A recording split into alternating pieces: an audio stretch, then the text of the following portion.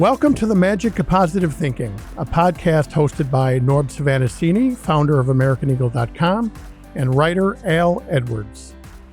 Norb, happy spring. We finally made it. My God, it's a beautiful, beautiful day today. Not really warm, but very nice. And it's just a really good day, like every other day, to thank the good Lord for this gift he gives us every day. Absolutely. This present. And I have to tell you that I think the weather and the season change fits real nicely into our topic of our show today. Because, in the winter, spring equals hope, right? And renewal. Absolutely. And coming alive again. And a lot of people during the dark, cold days of winter struggle because it's so dark all the time. And hope, I think, spring really gives you a real sense of hope. And that only happens in the northern hemisphere. The southern hemisphere, right. South America, Australia, seasons are reversed, so they don't have that problem there. So right. If you want to stay happy all the time, just go to the southern hemisphere for winter. Right. Maybe I should do that. In the winter, I should just move way south. Yeah. So, well, we have another great show for you. Today's topic is you failed. Okay, you failed. Now what? And I think, Norb, we've said all along that one of the things about our show that we have really we're proud of is that we're not one of these rah-rah shows that, kind of believe everything's always wonderful, everything's always perfect, no one ever thinks a negative thought, no one ever gets depressed. And we've said from the very beginning, we all do. We all get depressed. We all get down. But as long as you stay on the positive road, you're going to be so much better in life, and failures in life do happen. So today we're going to talk about tips and tricks to overcome if you happen to have suffered a failure in something. Yeah, and a preface to that, which is, it's really interesting because I have a quote in front of me that is really interesting. It fits. Do you know what the difference between a master and a beginner is? Ooh, wow. No. The master has failed more times than the beginner has ever tried. Wow. My God, that's amazing. And that fits. Who said that? I don't know. I copied it, and I usually quote. Yeah. And I don't know who said it. But we'll just say that you just said it. I'm sorry? We'll just say that you just said it because you did. Yeah, well, but, obviously I copied it. Yeah, but somebody. That's beautiful. Yeah. My God, that's amazing. Yeah, it really is good.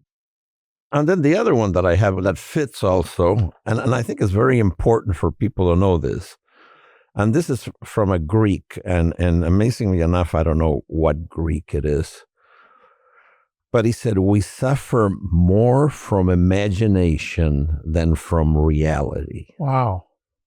But isn't that the truth? Incredible. We just walk around thinking bad thoughts and not having, that ability to think positively. Or my mom used to tell me that my grandmother used to say, 95% of the things you worry about never happen. Right. Yeah. I think she probably read the book. She did. Exactly. Yeah. Exactly. So, well, let's talk about this. Nobody can be a success at everything. We have all had failures in our life, as in one way or the other. Norb, you've talked about different things in business over the years that you tried to go a certain direction and it didn't always work out. It happens to all of us. Absolutely, yeah. And I think the first thing we want to talk about is when you've had a failure, the first thing you want to do is accept your feelings about it, accept the frustration, accept the anger, accept the disappointment, and accept the sadness. If you're feeling that way, you have to acknowledge your feelings. It's a big disappointment. Well, it goes back to the first quote that I had. The master has failed many more times than the beginner. Right. And I think that applies exactly the same. Yeah, I love that. Yeah, I mean, it's duty is just what you have to do. I have a balcony, and in that balcony I have some flowers. And my daughter tells me not to put them out this early, but there's a couple of doves that have come there. Oh, the dove. We talked about the doves a few years ago. And they've come back. And I put the flowers out there, which, by the way, all the snow and everything killed them. But that bird laid the eggs, and it's still there. It doesn't care whether it snows or what. Wow. And every morning I look at it. I actually, open the drapes, and I see this, and it's just amazing how the duty and the purpose that they have. And throughout the years, I've had really bad storms where the flower pot falls and the eggs are broken, and she comes back and lays another set of eggs. That's really inspirational. Yeah, it really is inspirational. And because it's just incredible how they know what they have to do. Right. And that's the problem with people, is that, you have to look at a positive attitude. And if you have a problem, it'll pass. This too shall pass. That's right. I have that on my wall, and I've actually shared that philosophy with some of our. I got that, of course, from you, and Tony has that in his office, and it all came from you. I have it in my office. This too shall pass. Yeah, and I've shared that philosophy with some of our younger people in our company. This too shall pass, because sometimes younger people don't have the perspective to know that they think, oh my God, this is and this too shall pass. And it's really helped them, they've told me, because it gives them perspective. Of course. Yeah. I mean, I use it all the time. I even joke about it, because even the good times pass, this all too things shall must pass. Yeah. Exactly. That's right. I wonder if it's the same birds. Do you think it's the same doves? Yeah. I'm convinced. Yeah. Wow. It's incredible. And I did a Google on it, and they do come back. And it's funny, because before I put the plants out there, they were waiting on the, just unbelievable. That is unbelievable. Yeah. We've talked about how animals are robots. They just do things by instinct. But for us humans, it really is a great source of inspiration, isn't it? To see these doves they are so hell-bent on their duty that what they have to do, they'll do it no matter what. No matter what. And, it snowed here a couple of times lately, and the snow covers the bird and everything, and they're still sitting there. Wow. It's really, really inspiring. It really is, actually. And, it made me think about something. At the same time, you go and you take a shower in the morning. Hopefully our audience does that. Otherwise, you're supposed to do that every morning? I didn't realize that. But what's interesting is I thought about hot water. Right. And, when you think about the miracle of hot water, when I was a kid, I grew up in Argentina, and we had hot water in the bathroom, but my mother had a little tank that she would light up 20 minutes before you took a bath. Didn't have a shower, that bathroom. And, the water was heated, and then you'd have hot water. But she didn't have hot water coming out of the faucet in the kitchen or anything. She just, and that's how most people lived. Right. And, we have to be thankful. Actually, and this I just got the last 3-4 weeks. I'm really happy when I turn the hot water on in the morning, because when you think, we live in Chicago, and one of the greatest things about Chicago has a lot of bad things, but one of the greatest is that it has the biggest water supply in the fresh water supply in the world. Right. But that water has to be extracted from the lake. It goes through a filtration, and then with huge tubes all over, it goes all over to give water to every house and every apartment. When you think about it, it's incredible. And the other thing that's incredible is, in your home or your apartment, you have a hot water tank. So the cold water goes in that tank, is heated for you. When you turn the faucet on, you have hot water. Right. And you go back to George Washington, which he lived by the Potomac around Washington, D.C., in a home that's famous. Yeah, Mount Vernon. Mount Vernon. Yeah, I've been there. And, we went there, and I was with my wife and my kids, and and we were going through the house, and my wife all of a sudden says, this house has no bathrooms. Now, they didn't have the kitchen in the home like in old Southern homes because the kitchens would catch on fire. Right. But they had no water. And when George and Martha, who was the president and the first lady, they had to go to the outhouses with their duty. And they didn't have hot water. And, it's kind of funny because they didn't take baths for maybe once a week or so. Or once a month. And maybe George Washington wasn't that nice smelling, but I wouldn't know. So, yeah. So, every time I turn the hot water, I'm thankful. And I'd say, oh, my God, this is incredible, because people didn't have this a very short time ago. It's incredible. It is. And I think one of the reasons you and I have always connected so well over the years is because for some reason, our brains stop us in the middle of our day or our lives to look at a washing machine or look at hot water and go, wow, that is really amazing when you think about it. Yeah, and nobody thinks about all the tubes that this water goes through before it gets to the pipes. Yeah, miles and miles of this thing traveling, and it's all been done by people who had a purpose, didn't stop, and of course they probably had leaks. They still have leaks and all that, so you fix them. Absolutely. Yeah. I was once corrected by a plumber about the hot water heater. He said it's actually not a hot water heater; it's a cold water heater. Oh, true. Because if you don't have to heat hot water. I thought you were going to say that you had a argument with a plumber because you took away his hamburger. No, I didn't. But he's had to help me. He's had to help me when I've had too many hamburgers. If you know what I mean. He's had to come over to the house and straighten out a few things. You don't need to explain it. Yeah, I think we got it.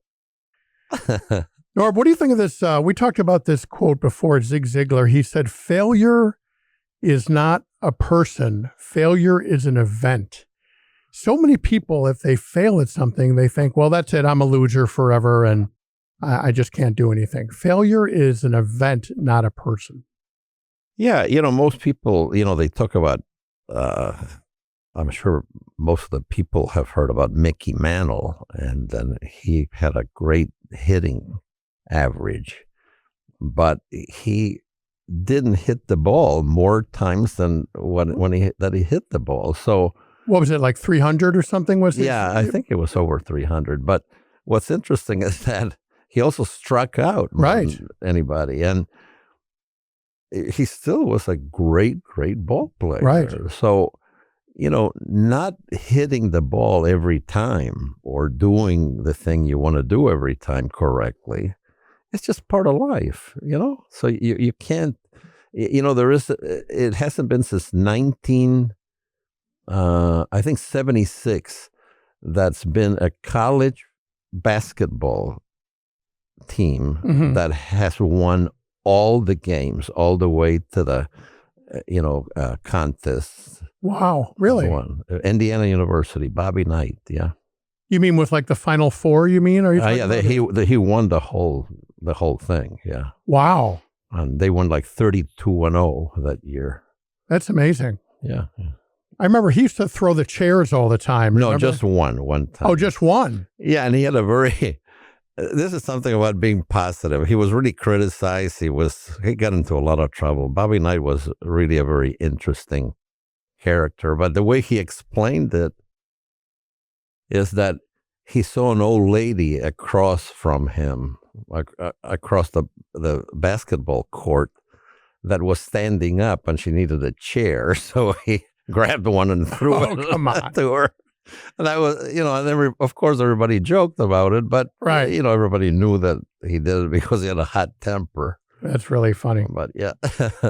You said something one time that really struck me. You said, when you fail, you don't start from nothing. You start from experience, that you learned something. One of the tips of overcoming a failure is learning from the experience. So when you start again, you're starting from experience, whereas before you started with nothing.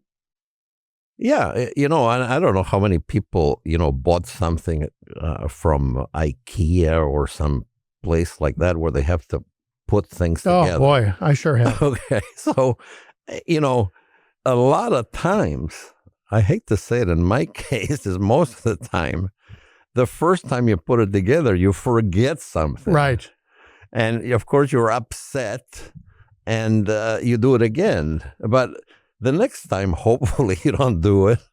And finally, it gets done, and no matter how many times you do it, that always happens. But it happens to everybody.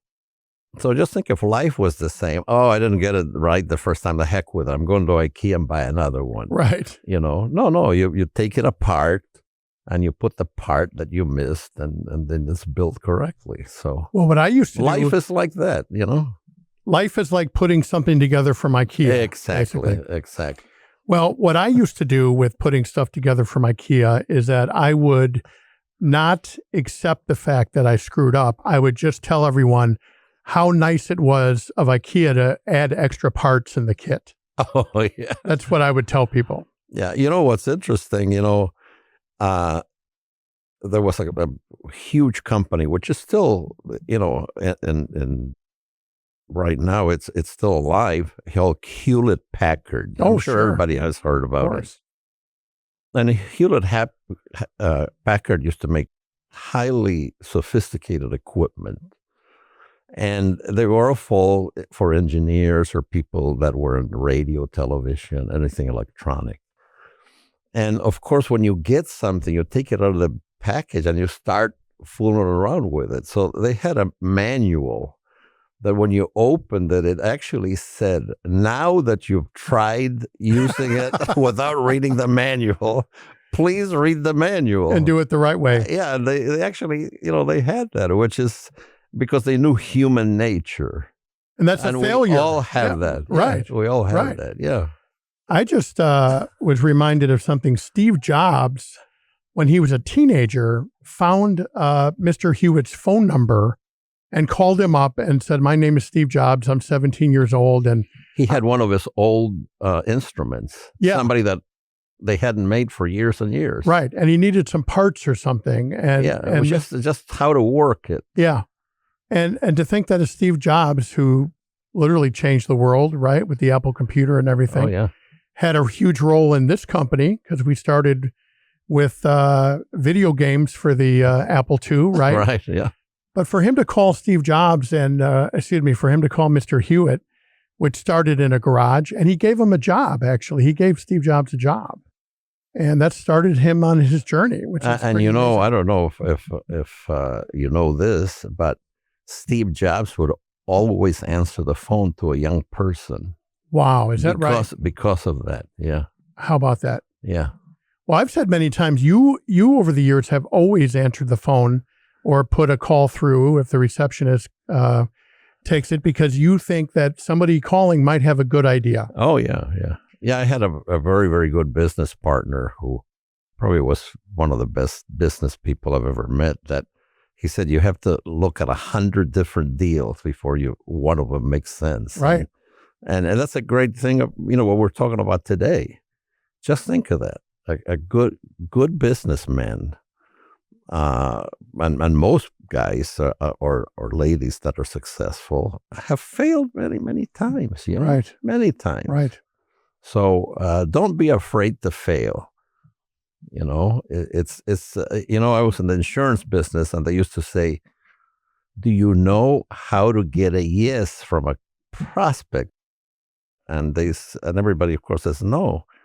He says, one more time than the amount that they say no. Oh, my gosh. So you got to keep trying in life. And failure is just part of it. Well, I sold insurance for many years too, as you know, and which is interesting. It seems like insurance guys are always they always have that background in insurance for some reason. But I learned finally how to get people to say yes, and I'd say, "Would you like me to leave?"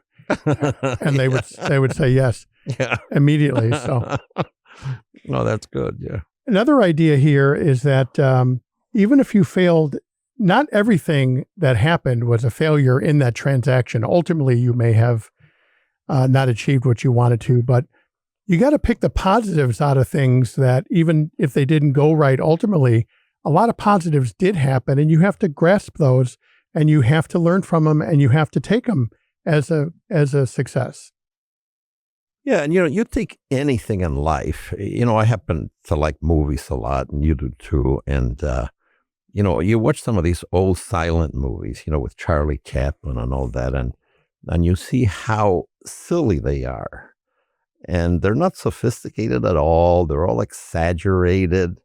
And then, if you go into the talkies, they become a little more sophisticated. Yeah. And then you go into the 40s, and you're beginning to get some semblance of, a modern thing.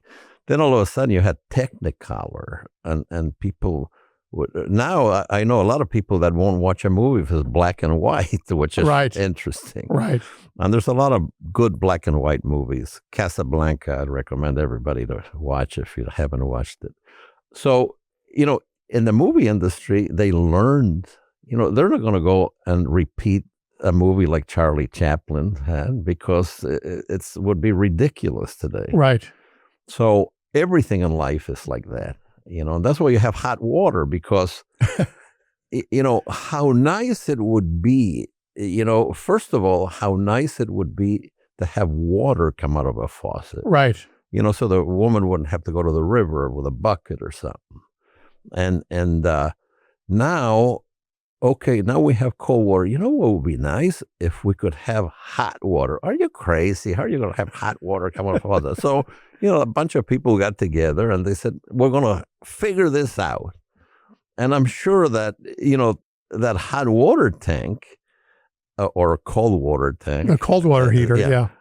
Took a lot of experimentation, and now it's become so common. Right. That, the first washer my mother had was a wringer washer. I don't know if people even know what a wringer washer was. And my mother-in-law had one, and that was in the 50s and 60s. Now, did your mother have the wringer washer by hand, or was there a motor on it? Because the later ones had a motor. I think this was a motor. In fact, I remember the name was Thor, and it was made in Chicago. Really? Yeah, and they shipped them all the way to Argentina. Wow. Yeah. And she was so proud of that washer, Oh, absolutely. Yeah. Yeah, the original ones you had to crank through the thing. Yeah, and now they have so many buttons, you don't even know what the heck they're doing. You try and do your wash today, and you launch a rocket with all those buttons. I know. Yeah. It's unbelievable. By the way, real quick, as usual, we're just on a tangent here today, but we're just going with it. Last show, we did a story on iconic comedians that other people needed to know about. One of them we did not mention was a guy named Buster Keaton, who was also in the silent era, and he was a big star. I saw something on YouTube. Today we have all the computer CGI effects, and, you can fly to Mars on a horse, and, you don't have to really do it. It's all computerized. He did this thing where he was standing in front of a house, and the entire facade of the house fell down, and his body went right through an open, narrow window. Yeah, right. And that was real. And they were trying to convince him not to do it because he obviously would have been killed. Well, who was that other guy, Lloyd? Oh, Harold Lloyd. Harold Lloyd. He did all his stunts. He did one with a clock. Yeah. Yeah, he would hang by the arms of a clock. Incredible. On top of a huge building. And he actually did all that himself. Yeah, there was some trickery, it turned out there, because they had perspective abilities there where the building in the background was a lot smaller than it really should have been. So it looked like it was further away or you were up high. But it was still they did crazy things. Yeah, really. But Buster Keaton let this facade of this house fall, and he was just lined up perfectly that his body, it just fell right around him through this narrow little window. Right. And if he was 4 inches off, he would have been killed. Yes, right. So, yeah, which is interesting. Yeah, these are, and you learn from all this stuff. And maybe what we don't know is that was the second or third try. Right. And then his arm got nicked on the first one, They moved it over a little bit. Yeah. But that's the thing, you have to learn. Nobody learns anything from doing something right. So failure is actually a great opportunity to learn and to look for things that did go right, even though ultimately whatever you did didn't work out the way you wanted. But there's a lot of rights sprinkled in there as well. And you never learn anything from doing something right. Well, what's interesting, we're talking about movies, and, I just thought about this. I watched a movie this weekend. I happen to watch a show about film noir that comes on Saturday night at about 11 o'clock or midnight. And there was a movie that actually one of the stars was Marilyn Monroe, with Barbara Stanwyck. And Marilyn Monroe, who was a real pain in the rear, she didn't show up on time. Right. She was just a miserable person. They were talking that for one take, she had to do it 23 times. Right. Which shows what we're talking about, because when you see the movie, you only see Marilyn Monroe doing this wonderful thing. Right. She screwed it up 23 times. Right. Okay, because she got it right. So again, don't be afraid to make a mistake. Right. Everybody remembers Marilyn Monroe. She was a screw up. Nobody wanted to work with her. Right. But, And that's the thing, just realizing that there's no connection between what you failed at and what you can do in the future. There's no connection like gravity or a rope tied to your past failure to your future. The only thing that can get you is that if you don't learn from your failure, if you try and do the same thing again, you're probably going to fail. But there's no connection between what happened at point B and what's happening at point C. There's really no connection there. No. And, today we live in a society where, and it goes back to the hot water, we're so used to these things, so used to it that we create problems where they don't exist really. Right. And it's kind of crazy, but, I thank every day for this gift that I have. And today with the hot water, every time I turn the hot water, I can't stop thinking about it. It's like picking up that little piece of paper. That's right. So you really do become positive minded. And that if you're depressed or you're anxious, that's just part of life. Absolutely. You know what? And turn the hot water and just start thinking, where does that water come from? And especially in a big city. And it's incredible. It really is. So, friends, the lesson here is from now on, from this moment on, whenever you turn on your hot water, I want you to think about Norb and Al.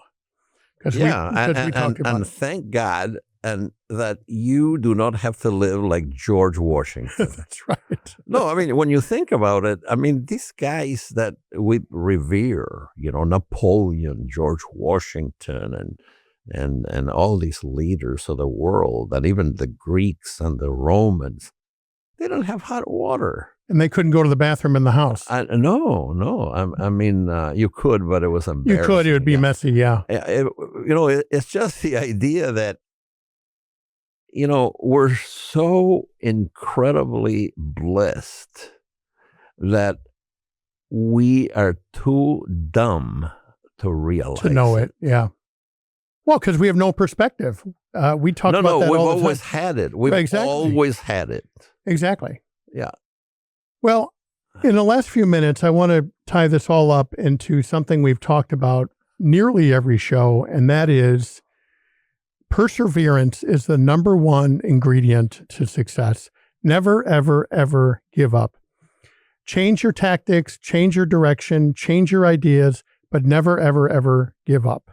And we talked about Thomas Edison a million times. He didn't fail 3,000 times. He just found 3,000 ways that didn't work on how to light a light bulb. No, absolutely. And I have a quote here that I really like, and I want to end my side of this with this. Life is either a daring adventure or it's nothing. Wow. Man. You said one time, the entire wisdom of humanity is on the internet. All you have to do is look for it. Yeah, and it's a double-edged sword. If you want to look at negative stuff, just watch TV. They don't make money showing good stuff. I think that I would love to have a program where there's just positive stuff. Once in a while I catch a nature thing, and I like them because they show all these animals and how basically it's the world is who eats who, Right.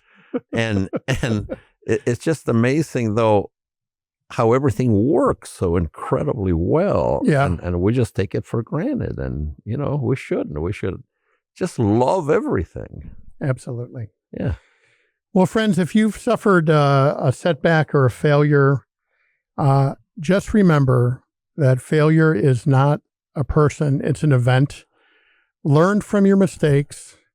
Don't make them again if you can't, and just keep moving on. And I guarantee you will make it in whatever time frame that happens to be. But what is guaranteed to fail is if you quit after one failure and say, I'm done. Then you're going to fail for sure. That's it. So, Norb, we always have a great time. We hope our listeners do too. Thank you, sir. Thank you. Well, and God bless. Yes, God bless. And friends, we hope you've taken a little inspiration from our discussion of failure. Bottom line is keep moving forward, and everything's going to be okay. So we will see you next time. This is Al Edwards for Norb Savannasini, and thanks for listening. Take care. Thank you.